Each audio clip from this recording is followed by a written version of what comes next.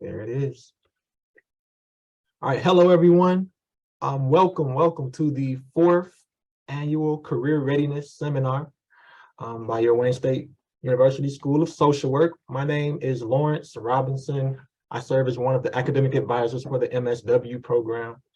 And we have a host of other staff members on this call today as well. They'll be here monitoring the chat and even answering questions if needed.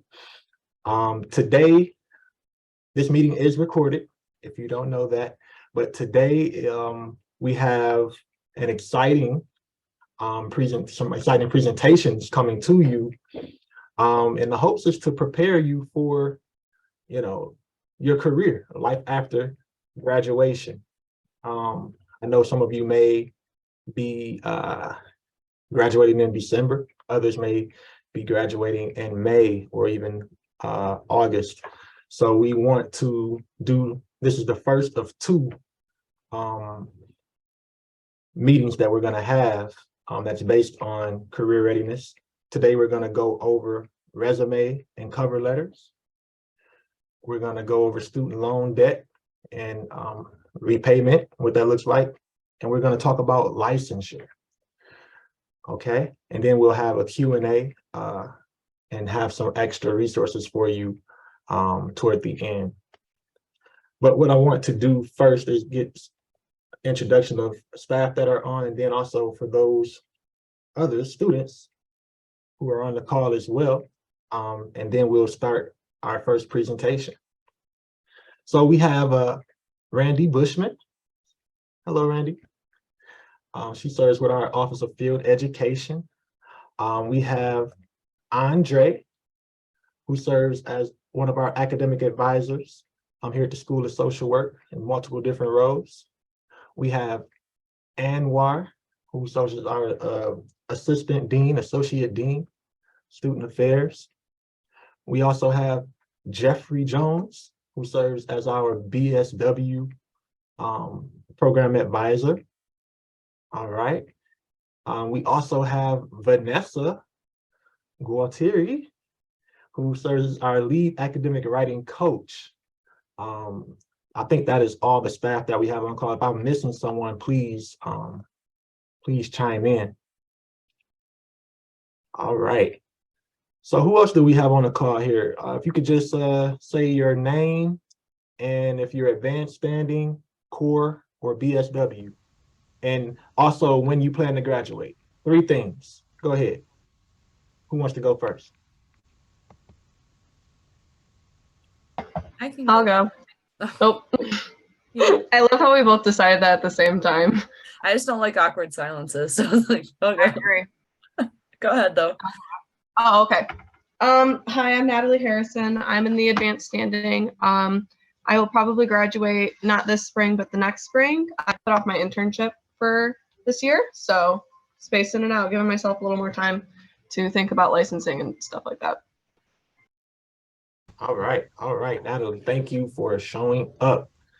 Thank you for showing up. Who else do we have? I'm Allison Hurst. I'm in my advanced year. Next semester should be my last semester. I'm also getting my MSW, and I'm also getting my certification in alcohol and drug addiction studies. And I'm on the macro track with my MSW, so I'm really trying to see what licensure looks like for the macro track, and as far as getting like a full license and not just a limited license, which I think looks a little bit different than clinical practice. All right. We'll be sure to answer those questions toward the end. Sure, that's awesome. All right. Who else do we have on the call?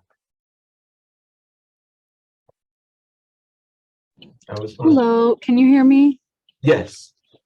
Alrighty, I am driving, so I apologize. I forgot the third question out of the 3, but my name is Molly. I'm in my final year of the core program for MSW. I graduate in April. What was the last thing you asked? That was all 3 questions. Your name, wonderful, program, and when you graduate. That is awesome. All right, feel free to use the chat as well. My name is Aisha Stokes. I'm in the advanced standing program for my master's degree, and I'll be finished in the spring. Well, I'll be walking the stage in the springtime and completing my degree in the summer. All right, thank you, Ms. Folks. You're welcome. I think that's it. We may have one or two. I know that some of you may be unable. I see Abigail says she's in her core program final year, her advanced year, graduating this spring with the dual title as well. That is awesome. And yeah, we just want to say thank you for showing up. We hope that today is very helpful for you all, and we answer your questions as you prepare to go into your last few semesters. So we're gonna go ahead and get started, and I'm gonna introduce our first awesome speaker. Her name is Vanessa Gualtieri. She's the lead academic writing coach for the WSU School of Social Work, and she'll be presenting to you today on resumes and cover letters for social workers specifically. So Vanessa, are you ready? I am. All right, Vanessa, take it away. Hi, everyone. I'm Vanessa. I am the writing coach for the School of Social Work. I also work with students on building their resumes. Since it's a small group, if anybody has questions, you can feel free to just interrupt. Everybody see the cover of the presentation? Yes. Thumbs up. Okay. Okay.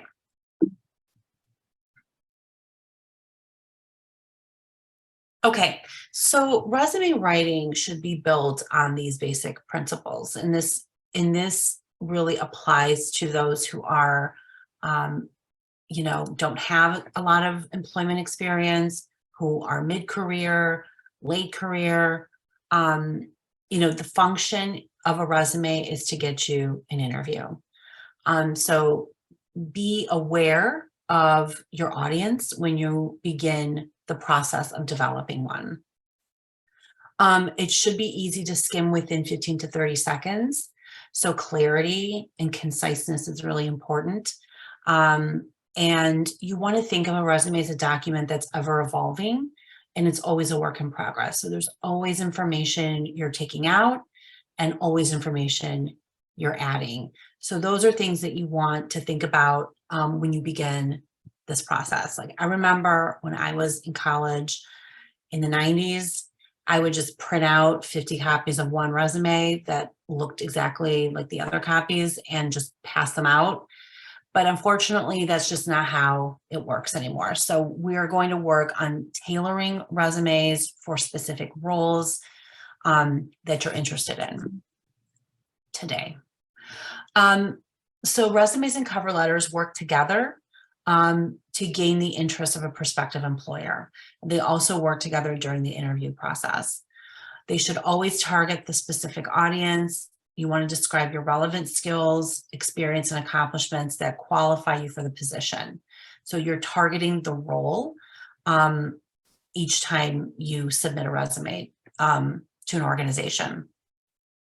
So one step in leading up to this, so you don't have a resume written yet, you're still thinking about what skills you have, and this is mainly targeted, these few slides, toward those who may not have a ton of experience in the workforce, or they have skills but not in related fields.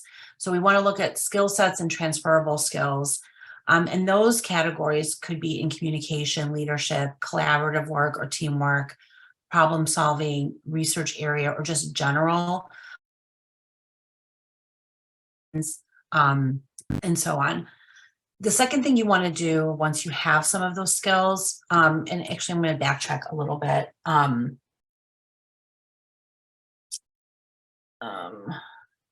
look at some transferable skills, because I have some notes here. So when you're looking at communication, it could be things like improvising, public speaking, strong writing skills. With leadership, it could be managing and supervising groups, facilitating meetings, the ability to identify areas of improvement, setting and accomplishing goals. In terms of collaborative work, It could be generating ideas, developing rapport with your colleagues, collaborating with other colleagues on like projects, perceiving feelings and situations. In problem solving, identifying and selecting solutions, defining problems and possible causes, plans to implement solutions. In research, you're looking at things like forecasting and predicting, developmental strategies, defining needs, presenting findings. And in general, it's again, the ability to manage time and stress, taking initiative, being proactive, enlisting help when you need it, accepting responsibility. So those are all skills that you gain in different fields, but are very applicable in social work. So how do we communicate those? So we want to think about where and how those skills were developed and demonstrated. So for example, if you have a transferable skill like public speaking, it's something that I developed during an internship, and I, worked with a team on a summer presentation on social justice and delivered it to staff. I also submitted a proposal for a campus-wide social justice event in college. So what does that look like on a resume? So this then turns into a bullet, which is I developed and presented a campus-wide social justice event, which attracted 200 plus attendees over 2 days. So it's how you take a skill from another field, another job, another time, and turn it into a skill that's transferable into the field that you're in. This is just one example, but you can do this with many things. Particularly, I have many students who work in retail, in restaurants. Interpersonal skills are huge there, and those are easily transferable to social work. So once you've done that, and again, you can do this really, I like to do these things on paper, handwritten, but this is like a pre-writing process that you can do on like Google Docs, but you want to reflect on not just your skills, but also your volunteer life, your academic accomplishments, and your community engagement. What populations and settings interest you. And this also helps determine the roles that you're looking for. Always research organization where you'll be sending your resume, browse their websites, look at their social media presence, and learn and think about their mission and programs, populations, and theory-based. If that's something that you're attracted to career-wise, then that's what you want to go for. But make sure you know that background information before submitting a resume, because it's important that you're very connected to the organization and have a lot of knowledge prior to interview. So you want to create like a primary list, and you want to keep that kind of going at all times. So including your CEs, all of like your field placement certifications, trainings, and you just want to keep a running log of those things always going. You may not use everything from that list in a resume because it may not be applicable to a particular role, but it's always important to keep a good record of everything you're doing professionally. So that would include, again, education, certifications, special projects, some community projects, for example. If your research thesis, professional activities, community work, conferences, language skills are also really important to convey in a resume.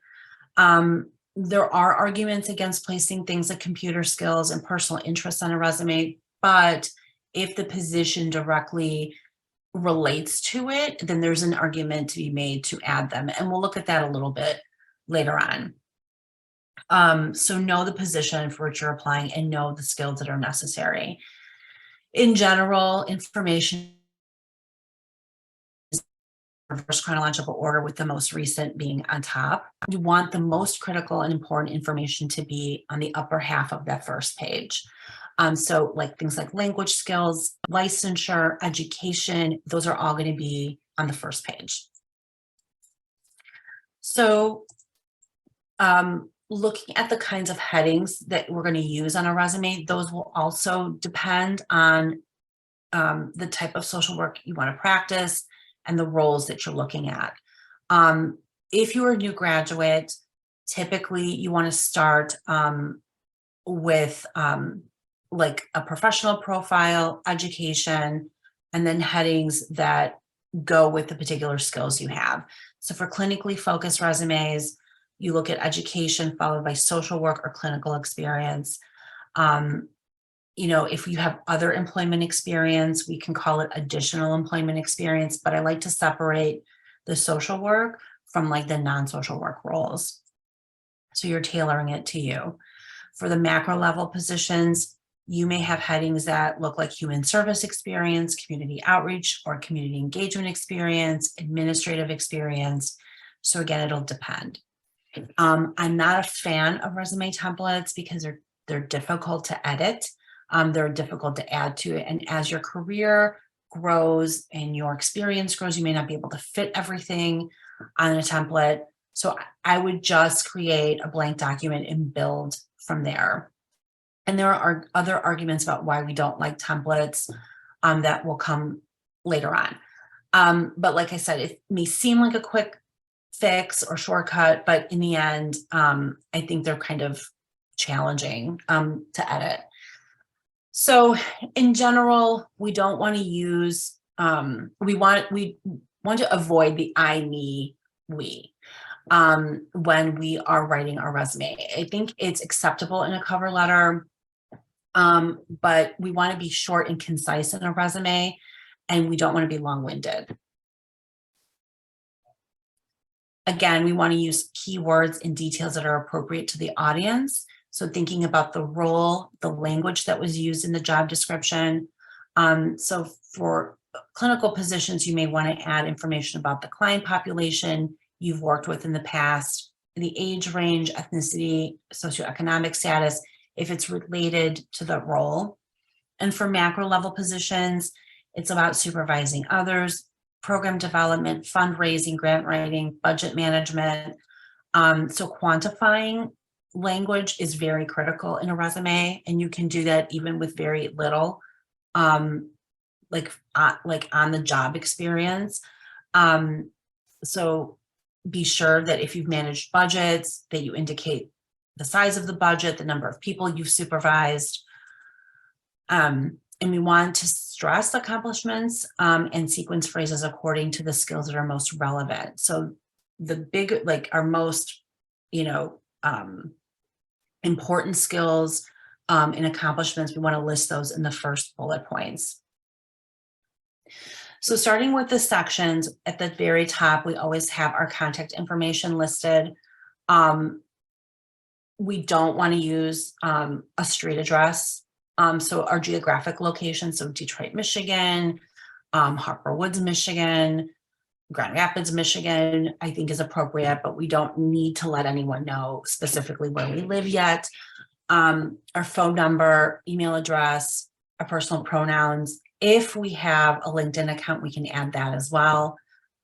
The next section, instead of an objective, which we know an objective is to get a job, I like to replace that with a professional profile that really outlines our best skills and the skills that are most related to the role.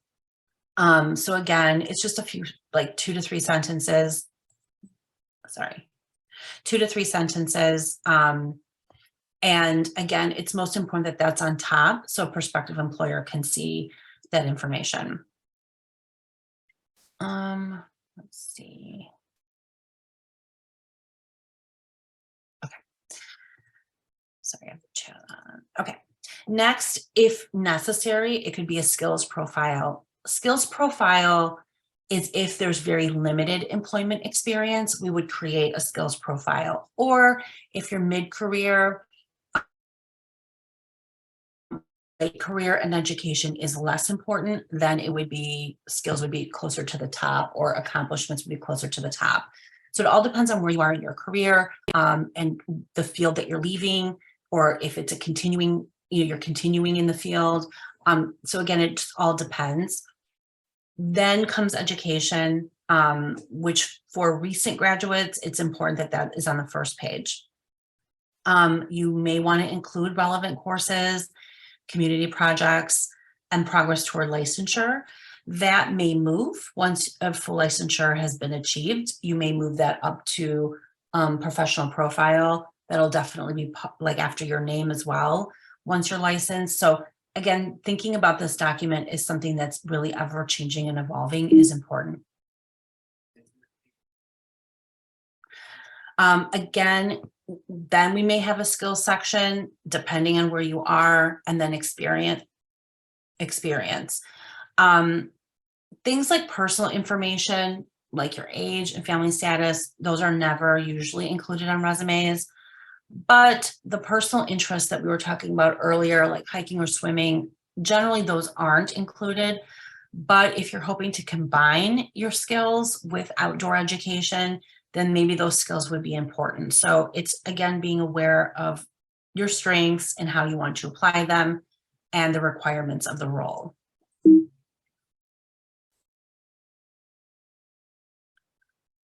Sorry, I keep getting. Professional activities are important. Professional memberships, awards, trainings, conferences, presentations, those should always be included as well.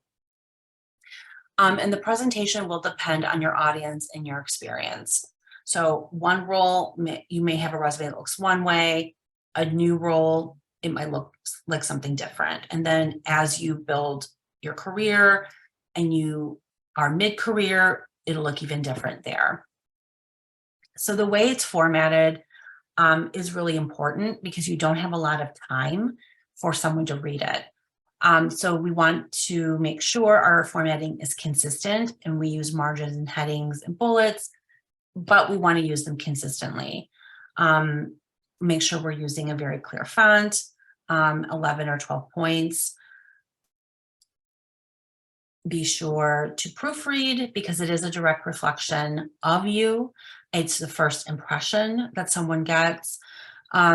If you are emailing the resume directly to someone or uploading it, just be sure to email it to friends or family first as a Word or Google Doc or PDF, and be sure that the person can open it and read it in the format that you intend it to be in. So always test that before uploading it because someone may open it up and it may not be legible. So one of the reasons why I don't like templates or like really flashy resumes is for this reason. So some organizations do use applicant tracking systems, which are like sort and scan software on job applications or resumes. Some larger organizations use that, and what they're looking for are specific keywords to see if the resume should be passed along and continue on. Sometimes those resumes don't get looked at if they're in a particular format or have graphics or funky fonts. So I wouldn't use a fancy template. Be sure to include the key language found on the job description, no graphics, and just be sure to confirm the acceptable or compatible format. So keep that in mind when developing a resume. So this is a very boring looking resume, but really functional because it's very clear. And again, I wouldn't include a street address, but a city, state, geographic location is important. This individual included a LinkedIn address. They're a recent grad, so they have education on top. But it's important to just look at the format, the consistent use of the caps, the bullet points. We know this individual's licensure status right now. So when I work with students, typically this is the direction we're going in format-wise. For a mid-career individual, this individual has a summary followed by their professional background and accomplishments. So this individual has clinical experience, academic experience, and private practice experience. And where they went to school doesn't really matter right now because they have 15 years of experience under their belt. And what's important is what they've accomplished since school. I'm going to skip that one. So we're moving on to cover letters. Does anybody have any questions right now on resumes before we move on?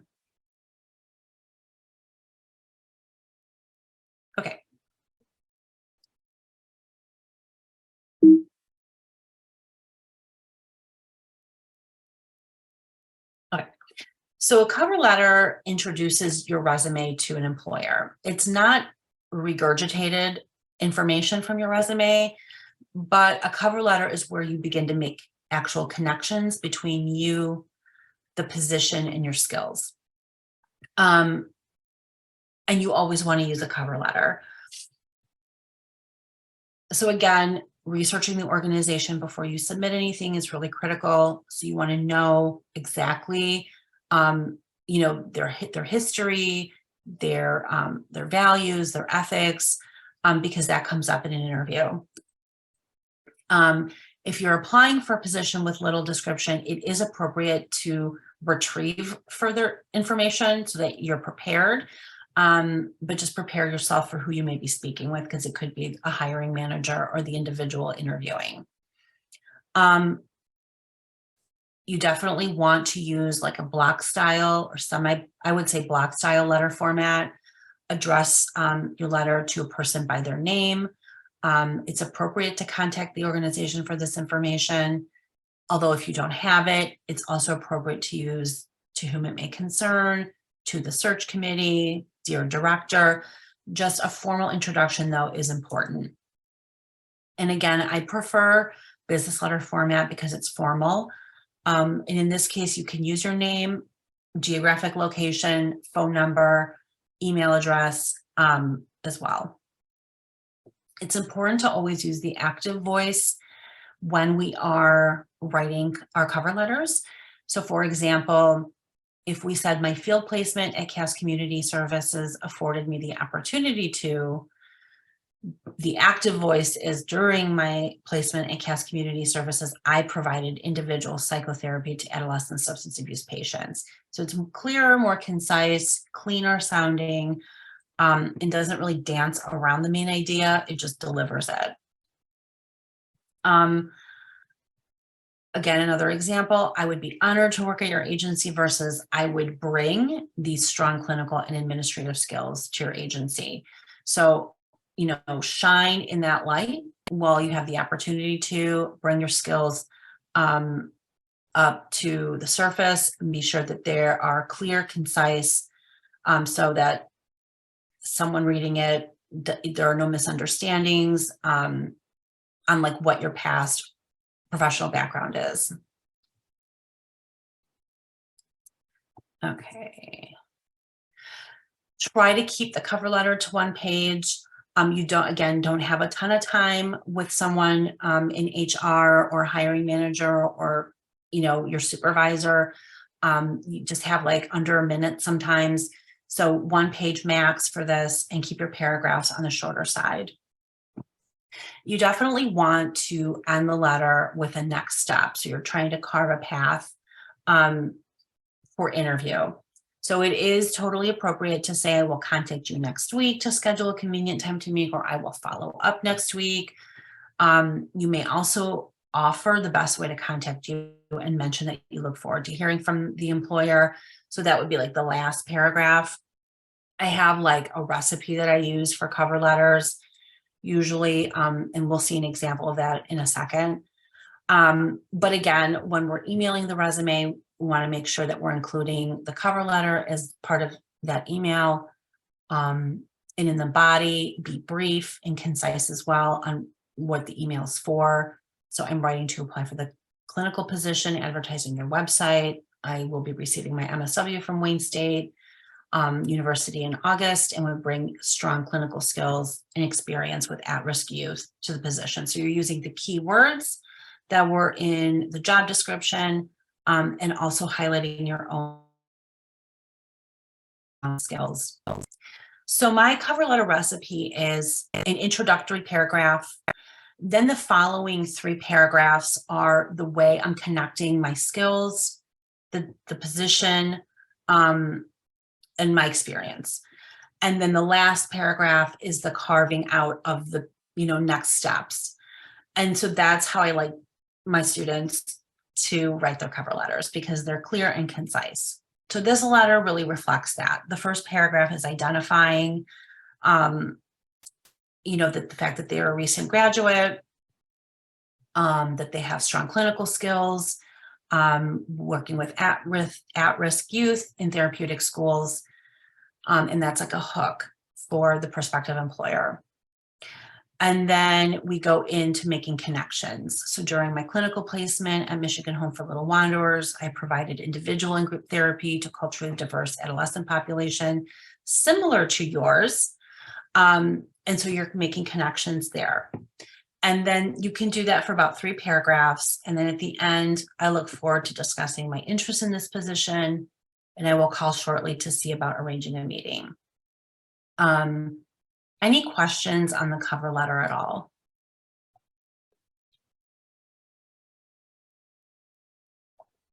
Okay.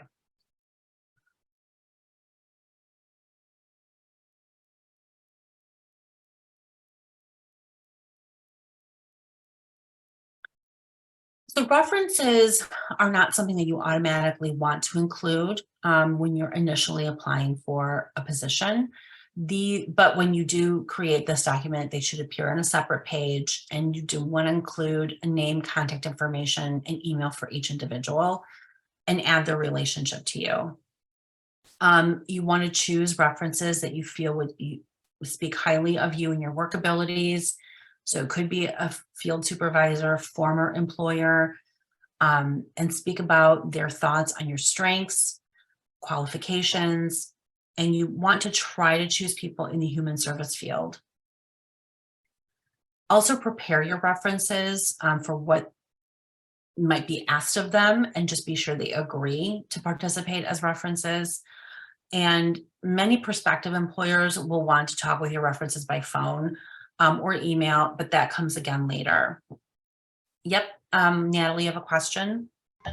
Yeah, I was wondering you said the references should be human service related jobs. Do you mean that strictly social work? Or I know you were mentioning like if we've been employed in restaurants before.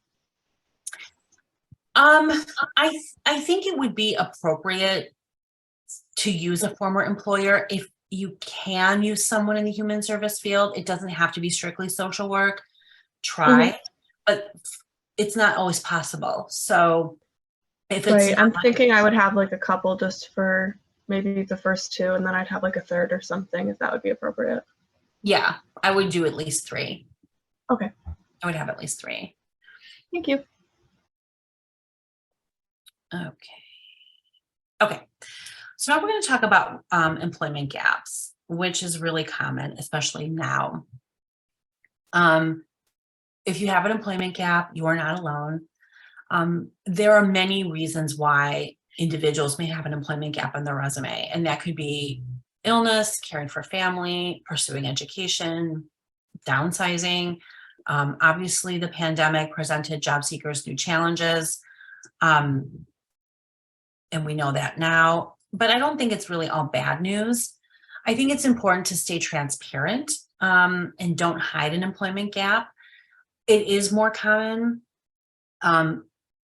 People leave to raise families, they leave to care for, ailing family members. And I think as many people transition to remote work during lockdown, what it means to be productive has changed. I think many people became more productive working remotely. So I don't think it's sort of like a good idea to hide those things now, because it happens to everyone. But I do think it's important to change course. Research resume trends, which change over time. So you've been employed for, with an organization for 25 years. That's going to look different now than it did then. Like I said, when I was applying for internships in the late 1990s, I could make one version of a resume, print it out, it to like 5 or 6 different organizations, because it just didn't really matter at that point. So now it's a little bit different. Consider a skills-based resume if you are mid-career, which highlights your skills at the top, followed by your employment history. Also create a professional profile if you don't have one, and include the skills that fit most with that job description. Be prepared to discuss an employment gap and the reason for it. But I would also wait until you're in the right mindset. If you have recently left a position under not great circumstances, you definitely don't want to go into a resume and begin bad mouthing your former employer. So take some time to kind of reflect on that role, what you learned, without disrespecting the organization. And again, if you took time for education or caregiving responsibilities, be forthright, and explain the reason for the gap, and whether that's been resolved, and also highlight your volunteer, community service, and professional development time as well. So just a general checklist. Be sure that we use phrases that include action verbs. Use language that creates a clear picture for employers. Keep your descriptions very brief, but very clearly written, and indicate the populations you've served, populations, ethnicities, particular groups, older adults, youth, and the social skills you practiced. Include issues you've dealt with, like budgets, use professional language, be consistent with formatting, be sure you include a cover letter. Don't include personal pronouns like I did, we did this. Include personal data such as your age. Don't include your photo. Don't list your street address right now because it's not necessary. Any grammatical errors, you want to take care of those before it's submitting. And if you have any questions about how to develop a resume, you can go ahead and just shoot me an email, schedule an appointment, or just ask like a general question. Does anyone have any questions on resumes for now? Okay. Thanks for your time. All right. All right. Thank you, Vanessa. Thank you for sharing this really good detailed information. And we'll be sure to make sure that you get the PowerPoint slides after the meeting today. But Vanessa is here at the School of Social Work, ready to assist in that area. So please take advantage of the opportunity for her to review and y'all to bounce around ideas with one another. So with no questions coming, I think we should move forward to the next presentation, our second presentation. And this one is from one of our favorite people in the Office of Financial Aid, Daisy Cordero, a financial aid officer, will be presenting on student loan debt. So we are excited to have Daisy here, and we will let her have the floor for the next 30 minutes. All right. Thank you, Lawrence, and thank you, everybody, for being here this evening. It's always a pleasure to present to the social work students. You're great students, and we really try our best to make sure that we answer any questions you may have. And thank you so much. All right. Okay, so we're going to talk about your financial aid beyond graduation, tying it all together for graduating students. That's what this presentation is going to be about. You can ask me questions while I'm going through it so that we don't miss anything if you'd like, or put some questions on the chat and I can answer those later. However you want to do it is fine. I want everybody to feel comfortable. It's a lot of information. We'll try to do this as fast as I can. All right, Lawrence, next, please.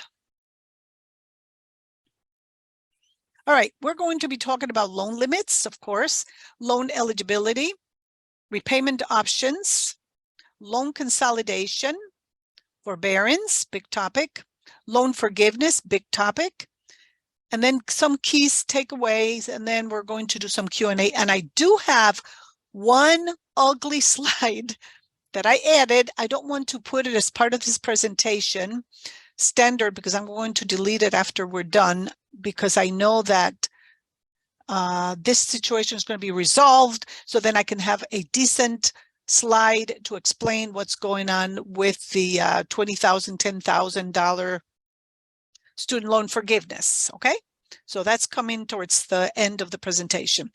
All right, next, please. All right, everybody knows this. You know, this is one of the biggest investments any one of us as students have made, in addition to a house, you know, mortgage, or a car, or, you know, things like that. A car, it's not really an investment in a way because it depreciates so quickly, but an education is truly an investment, or it should be, and it's very costly, as we all know.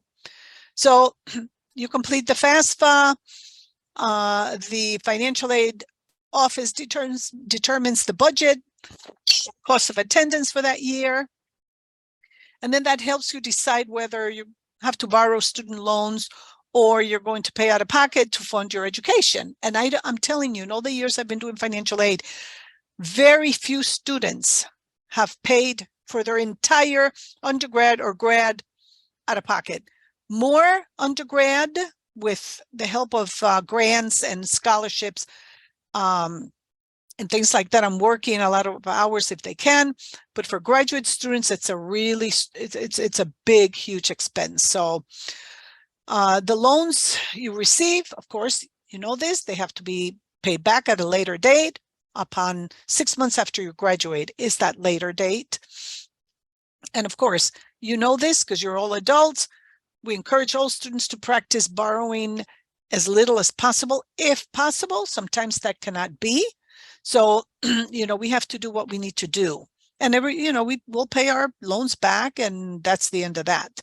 So these things are going to happen. But the annual aggregate loan limit, this, they have freshman, sophomore, those are not really, I think you're all beyond the freshman stage here in the sophomore stage. So for an undergraduate student who is an independent student, they can borrow $57,500. For a dependent undergraduate student, the maximum is $31,000. So it's still a lot of money. The issue that we are coming across is that a lot of students change majors 2 and 3 times before they hit the major that they really want. And that is a problem because you're running out of money as we are doing this. As a graduate student, the maximum is $138,500, but that's including the $57,500 that you have already borrowed. So even though it's a huge number, it's not $138,000 towards your graduate degree, okay? But it's still a big number. So it's important that everybody here own the information to check their loan eligibility and to find out how much you owe and other information that pertains to your loans. When you go to the national database, you're only going to see the direct loans reported there. And some of the graduate loans will also be reported there.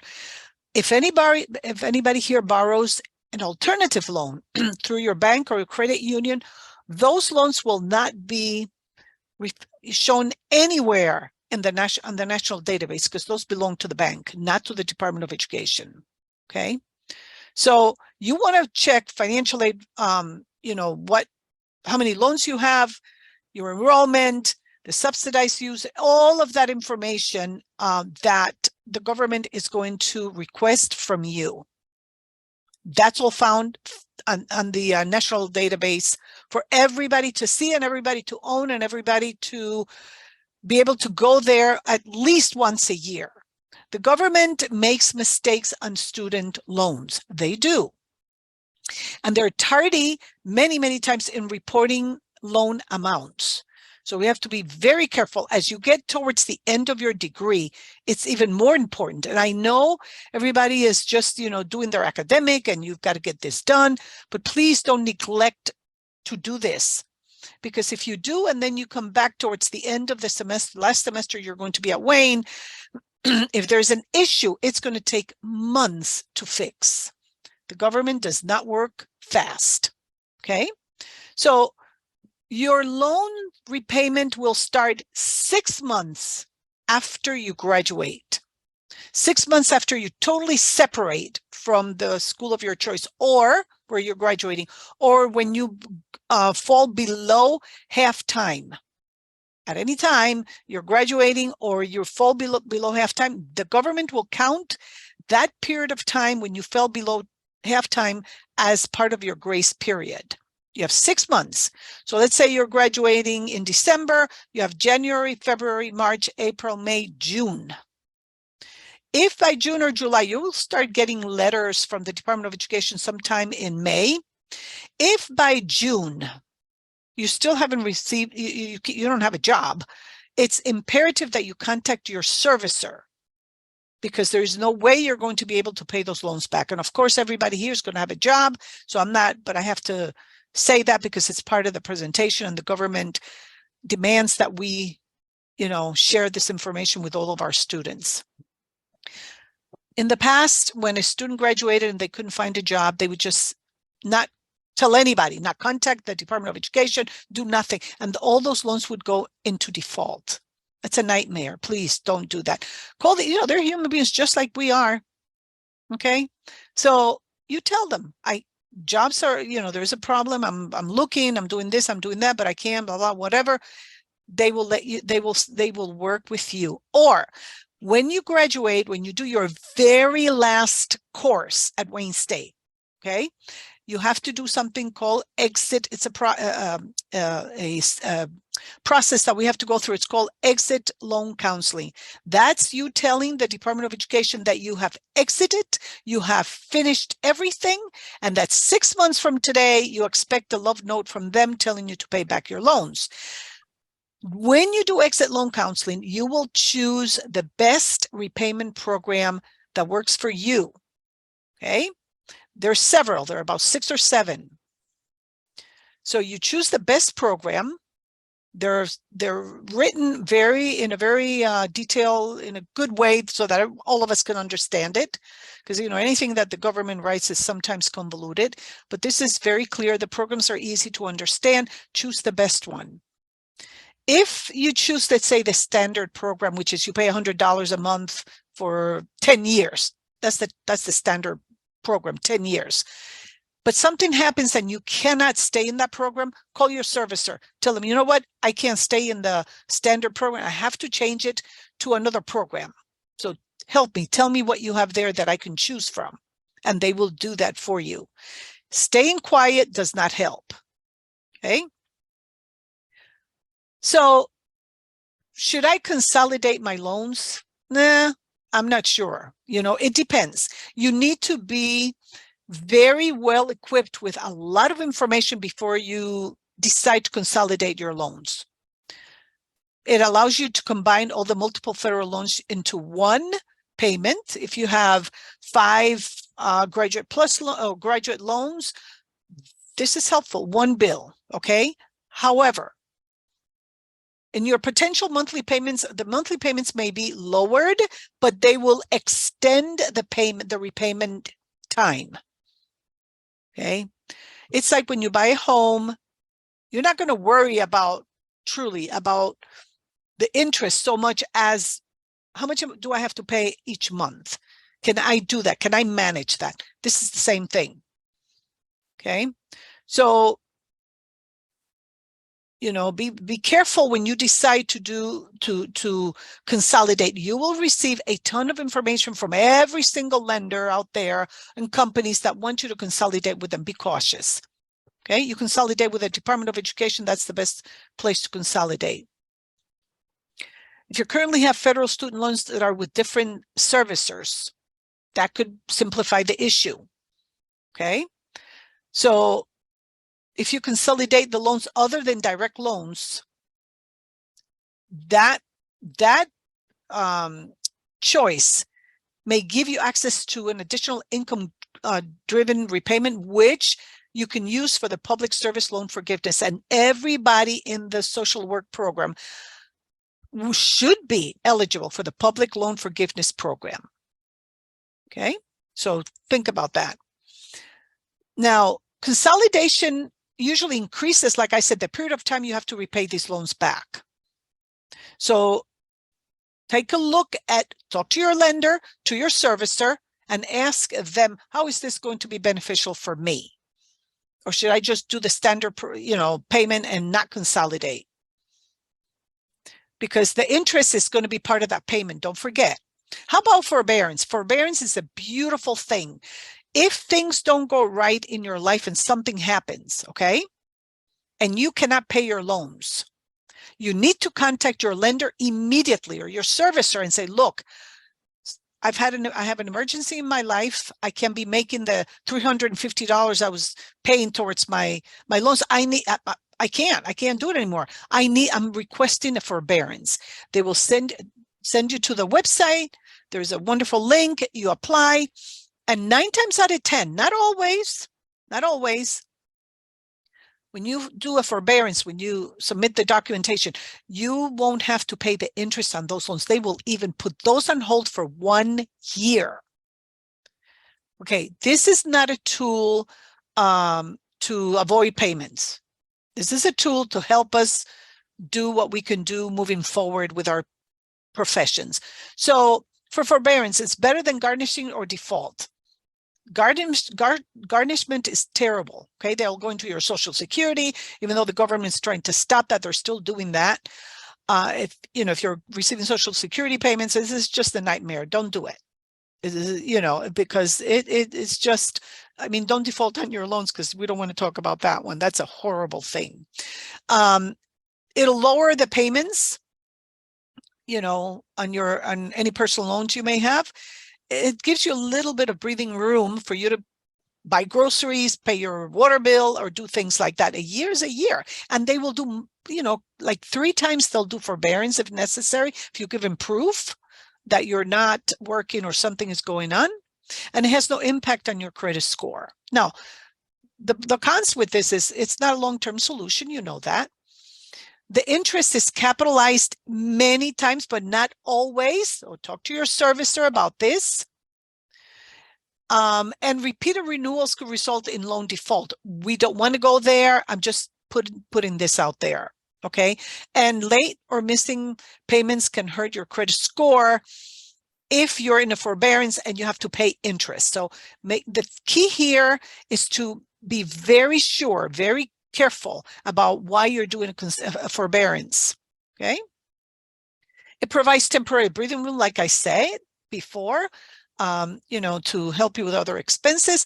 Can be costly if you use it as a long-term solution. And then, the default issue is also a problem. The forbearance does not show up in your credit report, so that's a good thing. But the bottom line here is that forbearance is almost always the last resort, not first option, unless there's an accident in your life and you become ill, God forbid, or you lose your job, one of those things.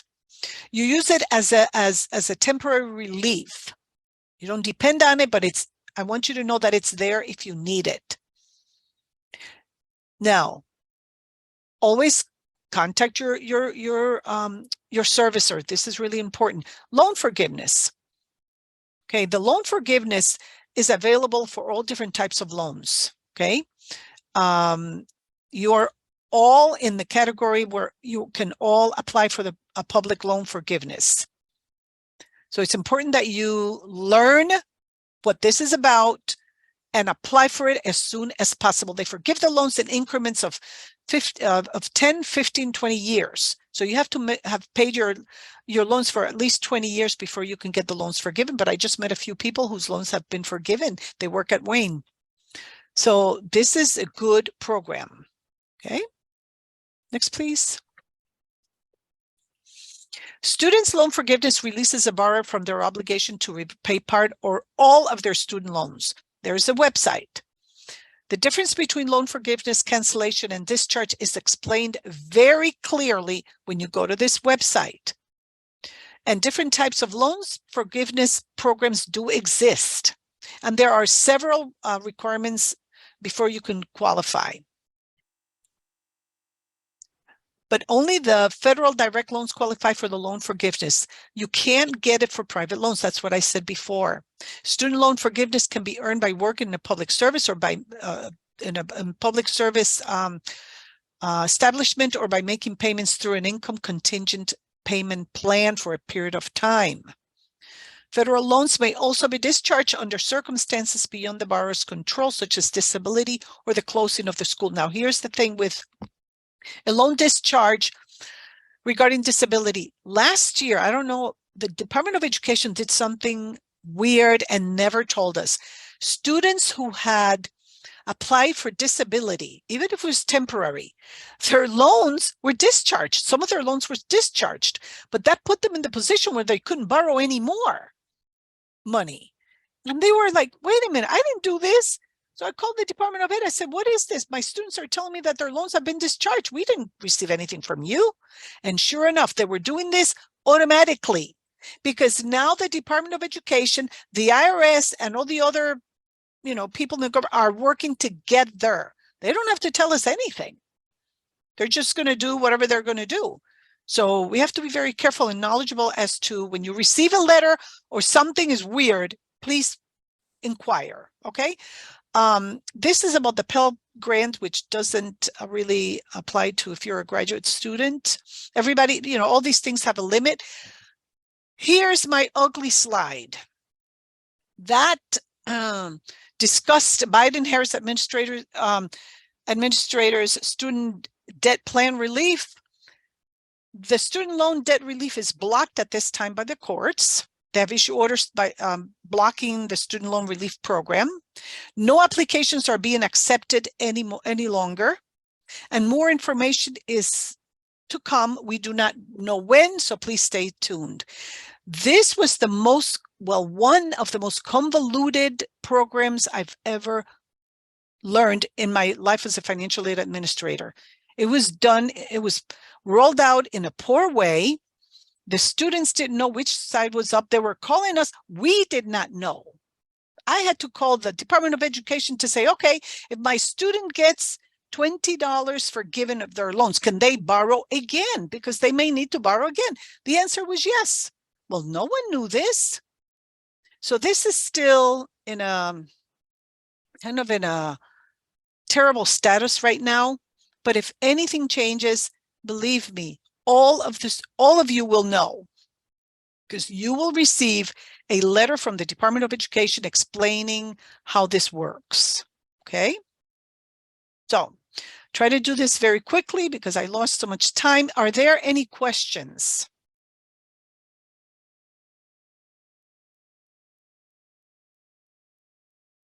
Any questions about anything I have just mentioned?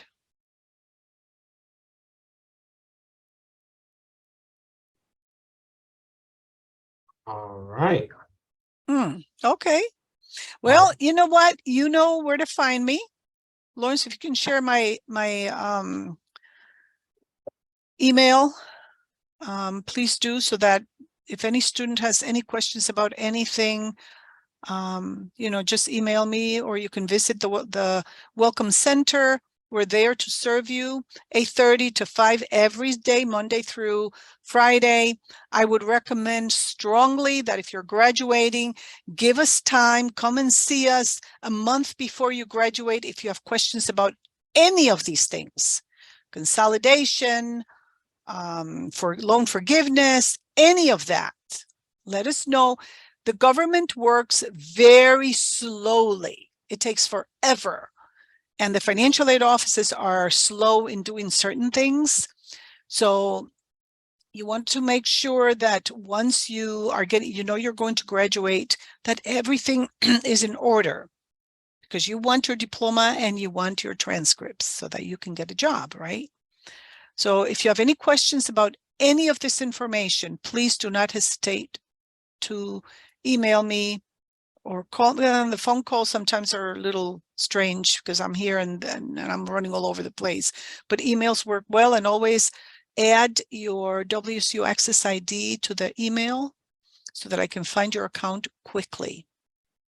All right. Any questions about anything at all? All right. All right. Thank you. No, thank you for helping me out with this, and I'll try to fix that situation. Oh, no problem, no problem. Thank you for this good information. We have the PowerPoint that we'll send out to the students as well. Please. Your email addresses in the Mhm, in the chat here. mhm. So we really thank you for your time and for giving us your all like you always do. So You're thank you. very welcome, and please do not hesitate to contact me, not just for before you graduate, but at any time. Okay, I'm here to serve all of you since you're paying my salary. So, oh, Natalie has a question. All right. I think she's clapping. Oh, all right, very good. Well, thank you, thank you, thank you. All right, you all have a good night, and I'll see you soon. All right. Thank you, Daisy. Thank you, Lawrence. Bye-bye.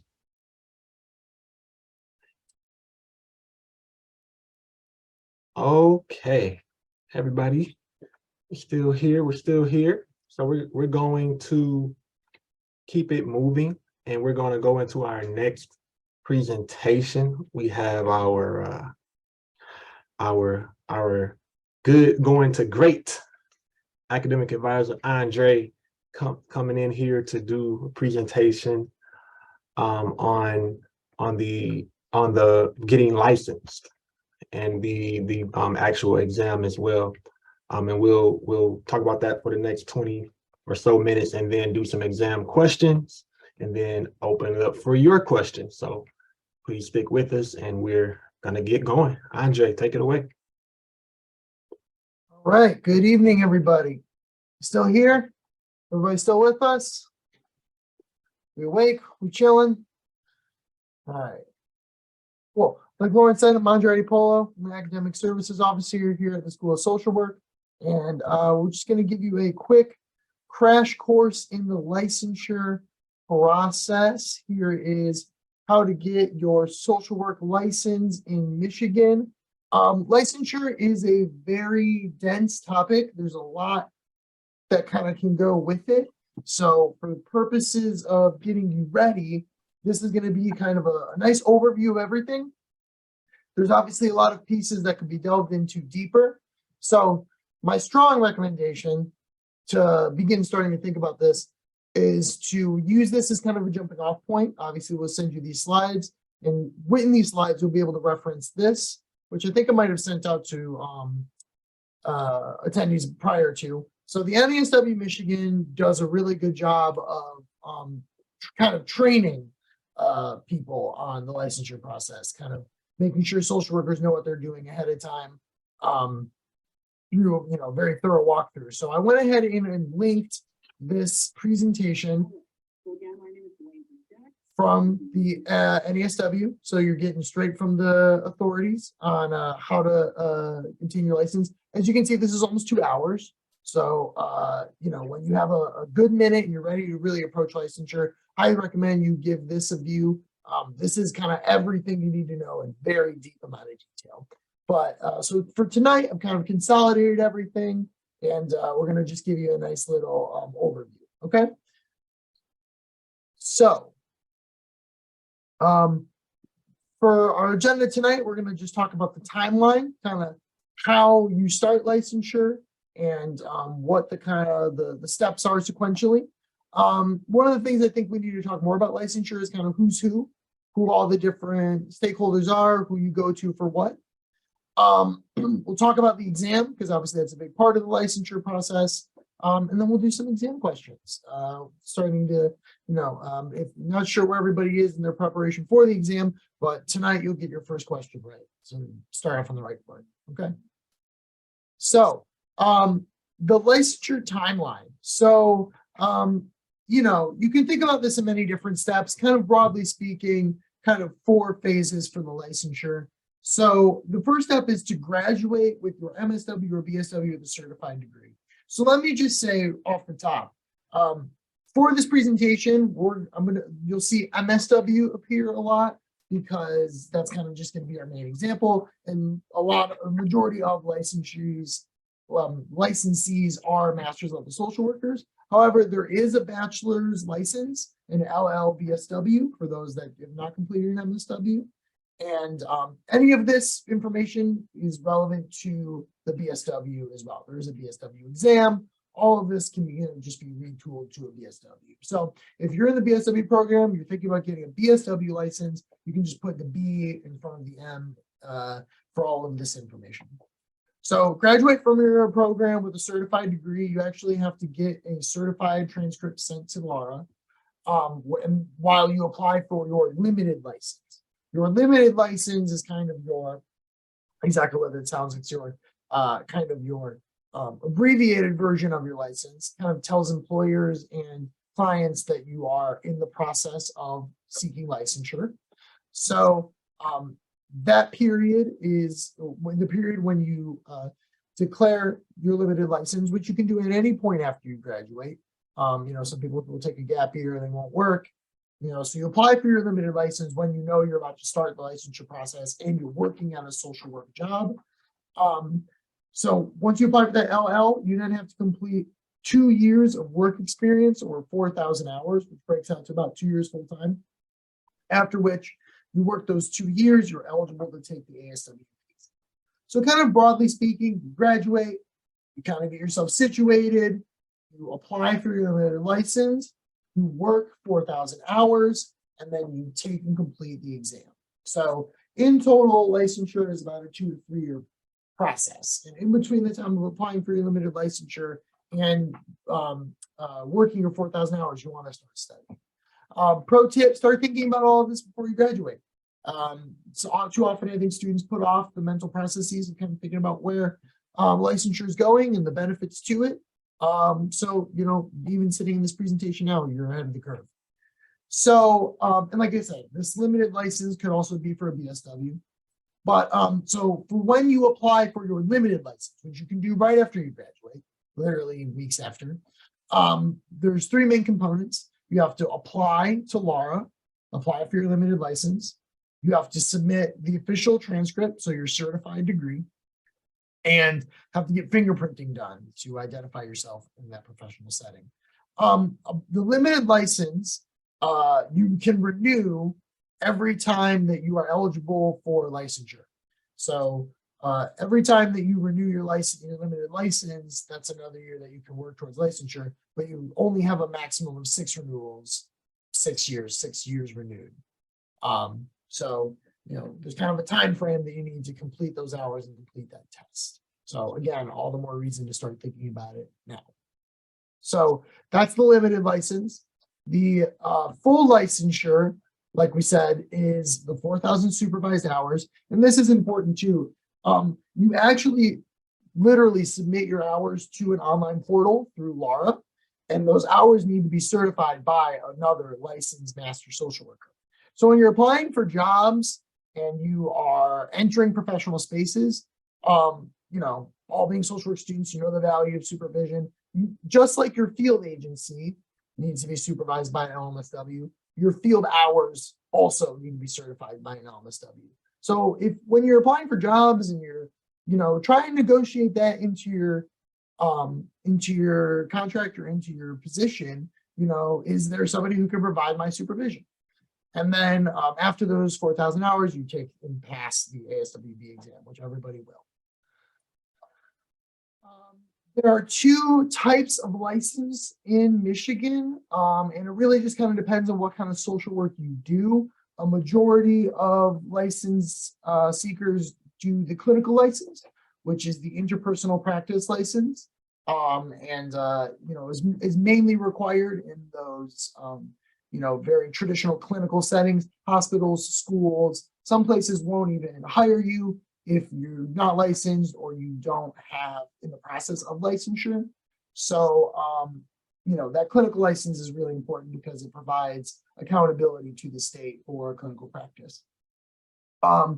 Then for folks that do macro practice, there's the advanced generalist exam, general licensure, which is, in macro social work, it's traditionally a little bit less required to get licensed, but licensure is still super important and a great step for social workers to support themselves professionally and increase your career options. That's another big incentive.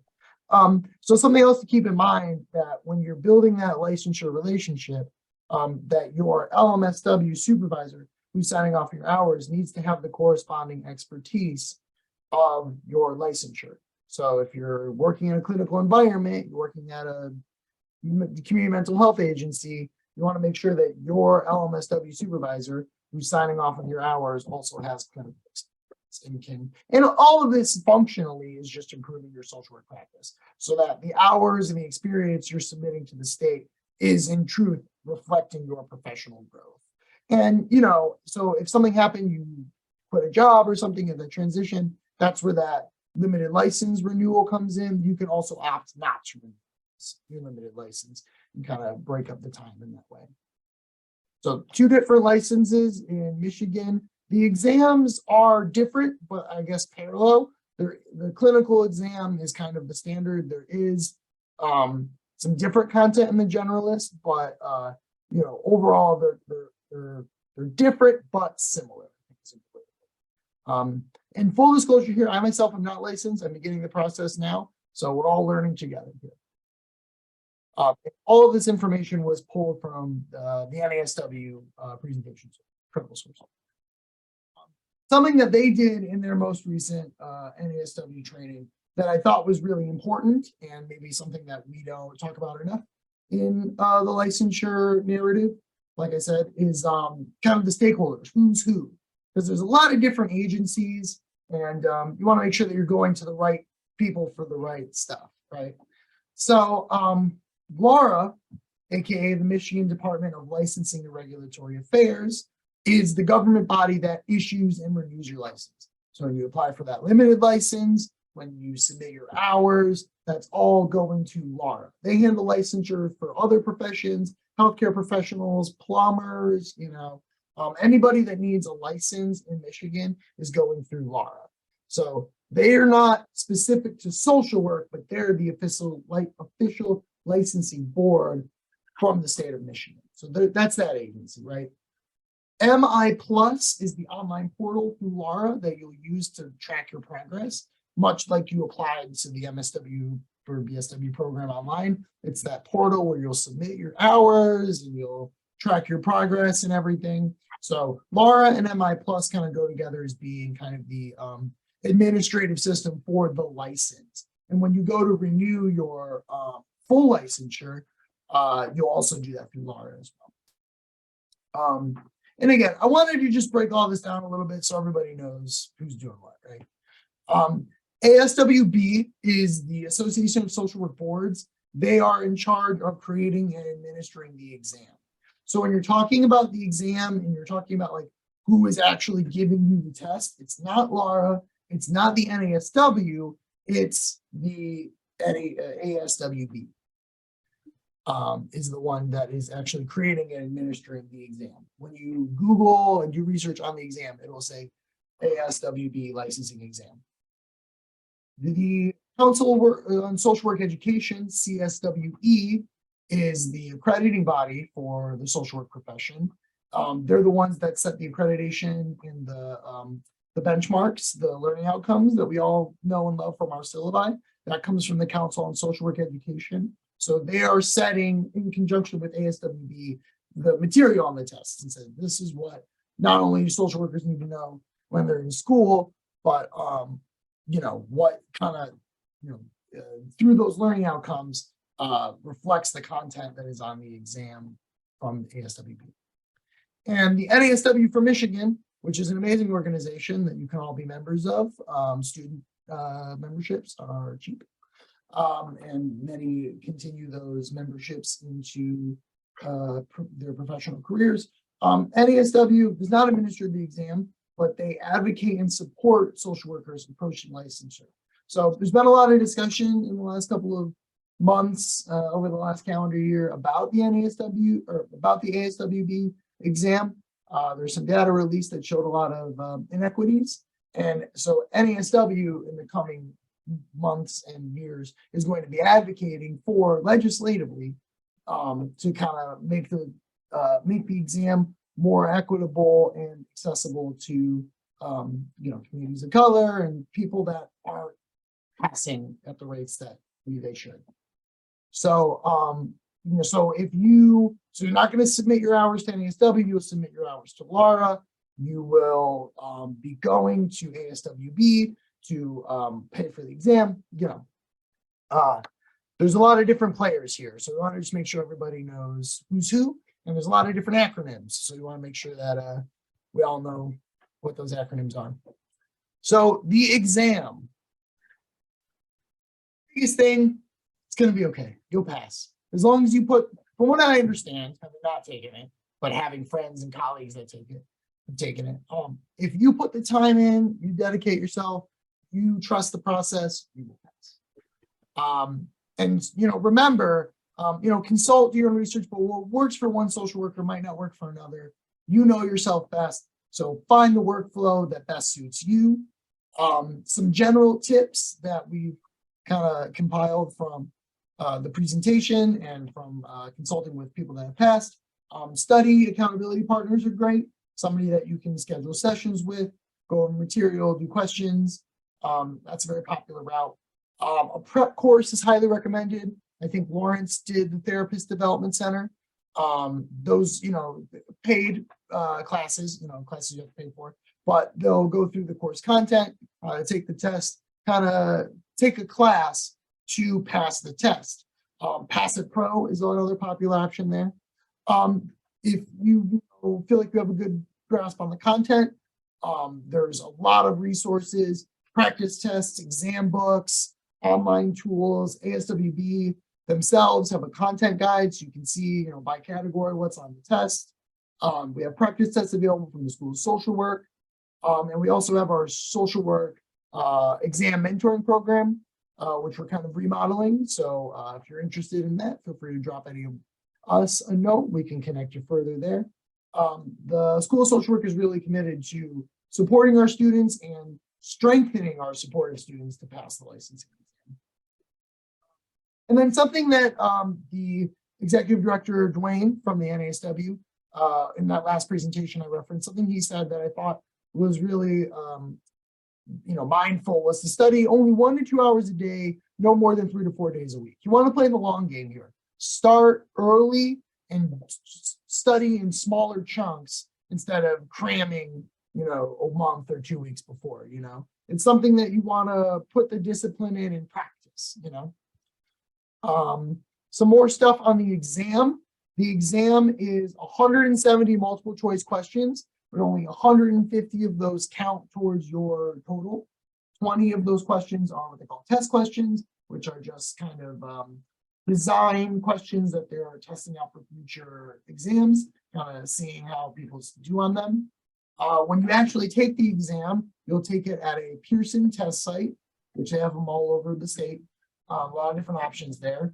The test is paid. You do have to pay $200 or $300 to take the test, so another reason to take it seriously and prepare. Like very strict. You go in there with like nothing, and you sit at a computer in a cubicle and you take the exam, and it's very it's very secure. So something else to kind of do your research on is on an interpersonal level, what does that experience look like of going to the test site? On the exam, there are two different, broadly speaking, there are two types of questions. There's a lot of different content on the exam, and that ASWB content guide can break down this subject, this subject, this subject. But the two kind of questions that you'll see on our practice questions are kind of direct questions, recall course content, what is this in social work practice? And then there's a lot of case vignettes, which is like, applying skills. What do you do first, best? You'll see that a lot in the exam. What should the social worker do first? What should the social worker do next? What is the best option? And so the test is framed from a generalist, almost like a generic perspective. It's not asking you, what would you, Andre, do in this situation, given your expertise and training.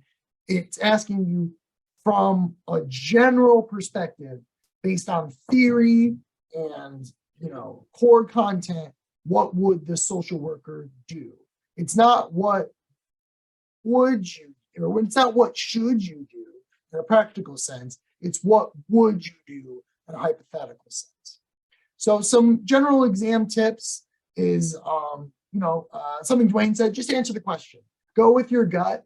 After you've studied, you'll know what you're looking at. So, don't overcomplicate things to a certain extent. All of the information you need to answer the question is in the question.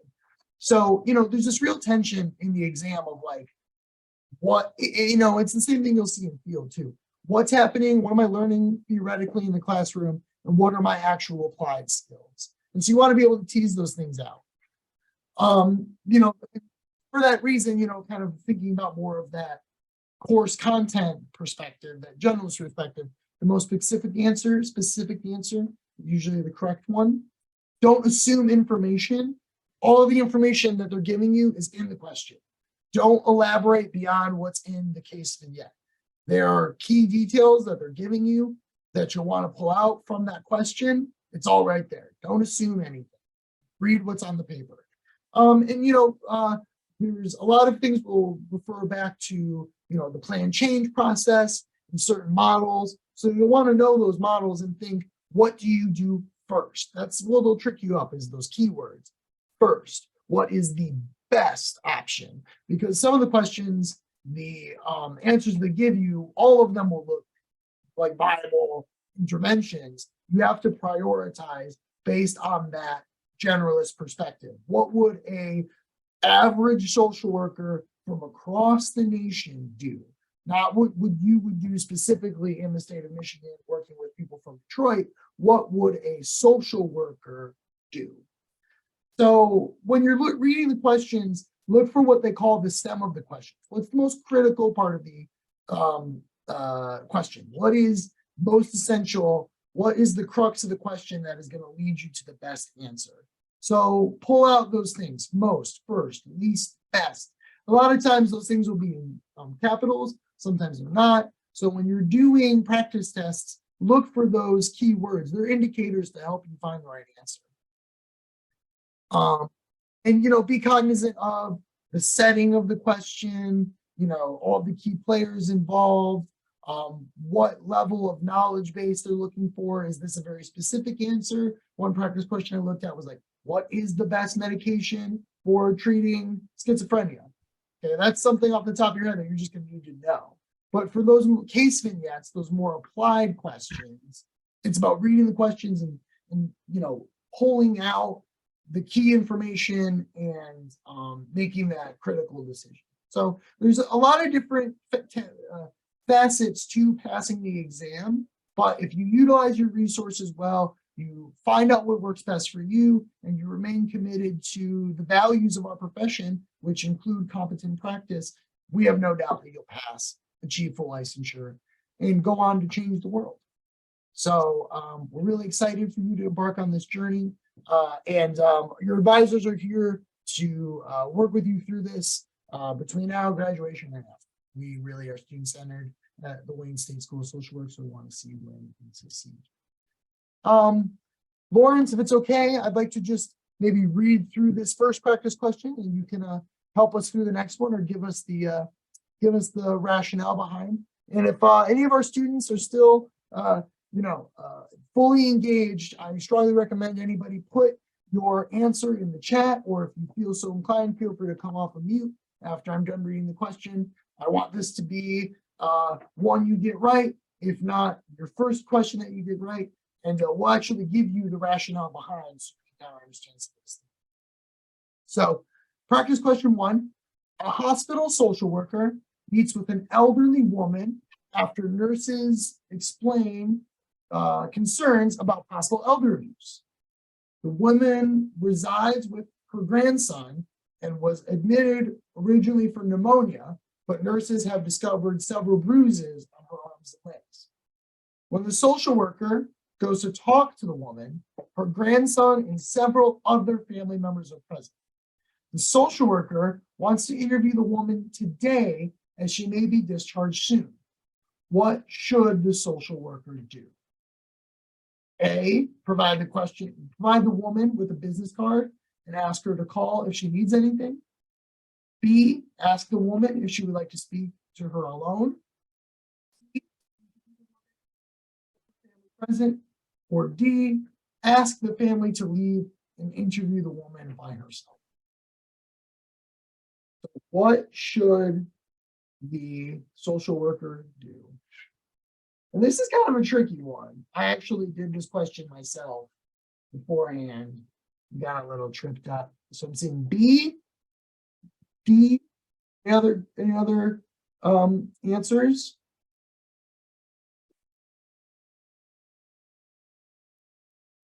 And again, this is one of those that comes down to the minutia. You know, this is one of those questions you might have to study for. So some people said B, ask the woman if she would like to talk alone. Some said D, ask the family to leave and interview the woman by herself. Both great directions. The correct answer is D. Ask the woman or ask the family to leave and interview the woman by herself. Lawrence, do you have some insight onto the why this was the answer to the question? Well, actually, I do. To appropriately assess for abuse, the woman should be interviewed alone. The social worker should ask the family to leave so that the woman can be free to provide information without fear of consequences from her family.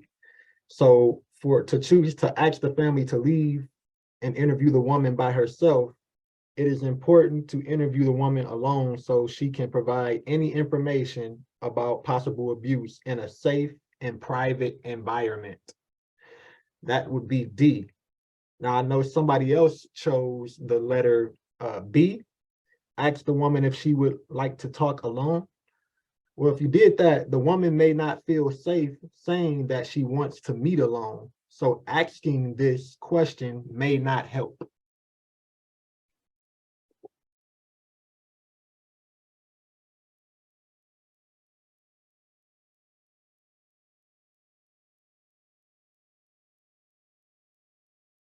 All right, you want to go to the next slide? Any thoughts about that? Everybody understand that last question? Yeah, feel free to jump in if you'd like. Why D was the right answer?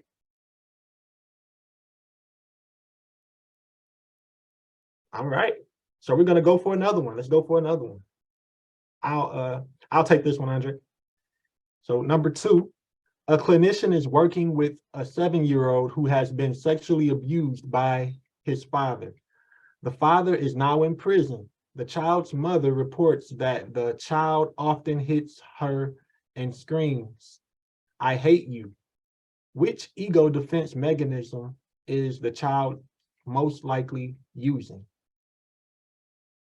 Which ego defense mechanism is the child most likely using? Would that be A, repression, B, displacement, C, projection, or D, sublimation?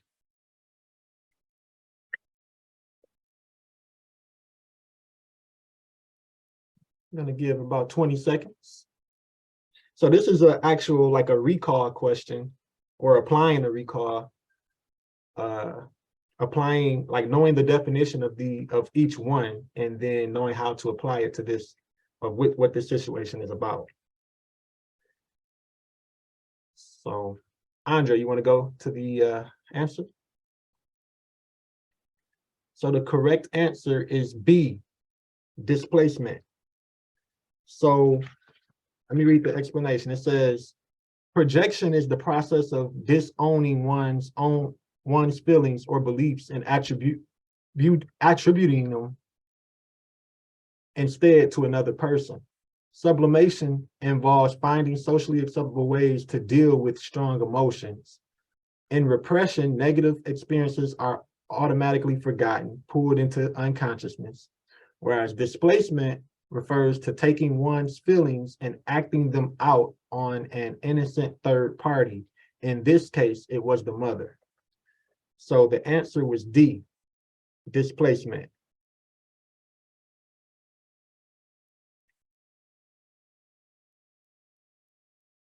Everybody got that right? Or what were the Somebody. Yeah. And again, this is one of those ones it's tricky. You have to know those concepts, right? So this is one of those things where, again, committing to studying is important. Okay, so this is a really good one, I think, for Again, assuming that generalist perspective, because this is not asking you what you would do or how you would respond. It's asking the social worker, the generalist social worker. So a social worker shopping at a grocery store sees that the cashier is a former client. How should the social worker respond? A, the social worker should go to a different checkout lane. B, the social worker should greet the client just as she would anyone else. C, the social worker should ask the client if she feels comfortable checking out her groceries. Or D, the social worker can talk to the client to see how she's doing.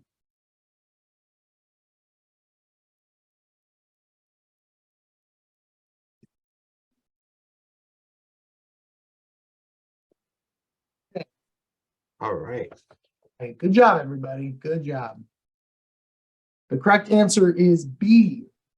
And the logic behind this one is has to do with confidentiality and kind of the protecting that in the therapeutic relationship.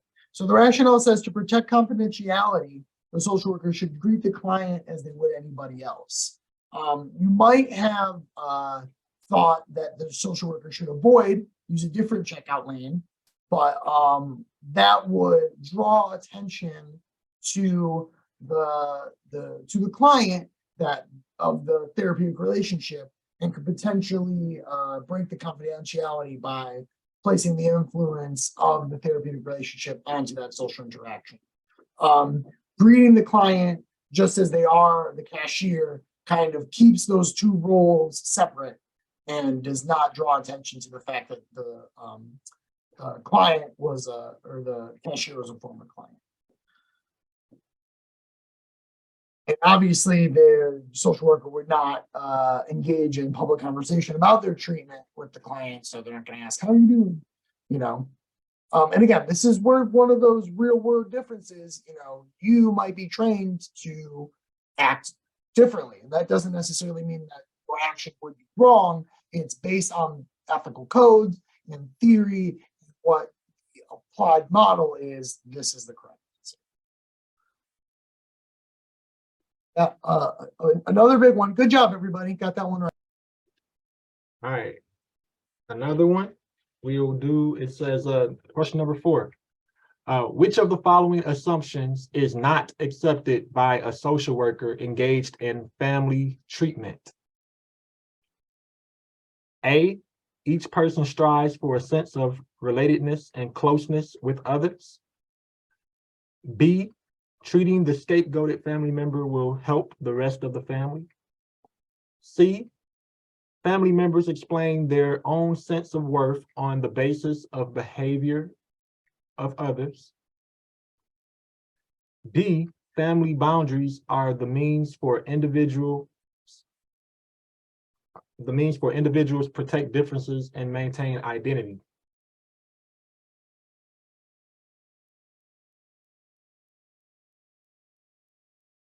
Let's see, what would be your answer?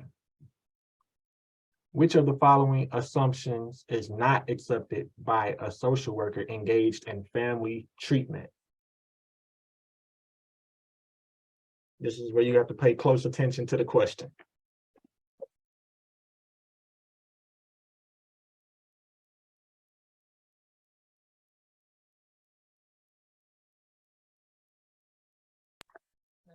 The key word here is not accepted. And then this also assumes some familiarity with family intervention models. So I admittedly got this one wrong when I did it. Preparing for this presentation was kind of fun. Got to do some questions myself. Lawrence, the correct answer was B, treating the scapegoated family member will help the rest of the family. That is not what a social worker engaged in family therapy would accept. All right. Well, But that's one of them questions that you can, once you practice and see it a few times, you can kind of understand what scapegoating is and how it relates to family therapy and things like that. So if you sit on the exam, you would get it right away. Let's do one last one real quick, and then we will spend the last couple of minutes answering any final questions, and then everybody can go on and enjoy their dinner and the rest of their evening. So I know this is covered in the BSW class. So let's think back to that human development course. I'm sure that this was covered. Talking about our pal Eric Erickson in the stages of psychosocial development. So a man brings his 16-year-old son to a therapy appointment to have him assessed for depression. The son has started wearing black and has dyed his blonde hair black. The boy denies that he's depressed and says all his friends dress the way he does. According to Eric Erickson's stages of psychosocial development, which crisis is the client experiencing?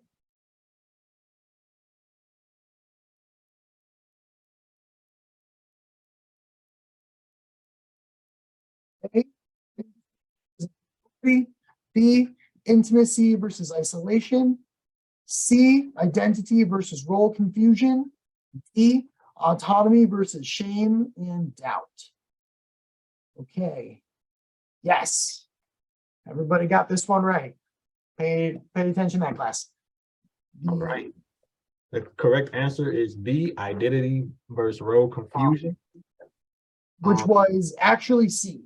So the correct answer is C, identity versus role confusion. Yeah, that's what we meant. Yeah. Sorry, C. folks. It's been a long day. Yeah. C. That is the answer. And the identity versus role confusion stage typically occurs between the ages of 12 and 18 years. During this period, the child tries out different identities and belief systems. It's not unusual for a child in this stage to radically change his appearance, sometimes many times in the course of a month or a year. So you all got that right for the stage of development. Good job, everybody. And again, this was hopefully just a kind of quick overview of the licensure process and kind of just getting your feet wet a little bit. I know that you probably have a million other things at the forefront of your mind, so don't feel like you have to have gotten all of these right. You probably didn't, I didn't, and that's totally okay. But just, what's important before now in graduation is just to start thinking about this, start preparing, start seeing what resources are available, and start planning your transition around the idea of approaching licensure. Yeah. So that's it. That's a wrap. I want to thank Mr. Robinson for emceeing tonight and for all of his help in preparing this licensure presentation. And the best of luck to all of our soon-to-be graduates and anybody on the call. You are going to get licensed either in the near future or in the distant future. And remember that Andre said, you got this. So thank you all for tuning in to our presentation on social work licensure. Hope this was helpful. And I think now we have just a couple more minutes, but we'll go ahead and open it up for any general questions. I'm sure folks might have